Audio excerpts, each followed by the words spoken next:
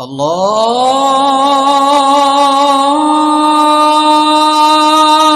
اکبر اللہ اکبر۔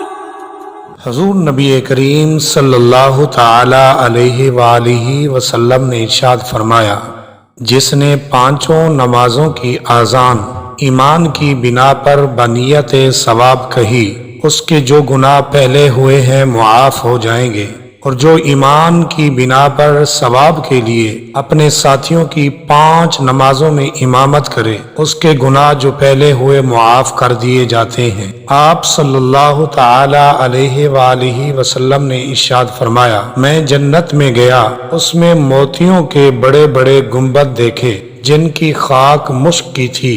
پوچھا، اے جبرائیل، یہ کن لوگوں کے لیے ہیں؟ تو جبریل نے عرض کی، آپ صلی اللہ علیہ وآلہ وسلم کی امت کے مؤذن اور اماموں کے لیے ہیں۔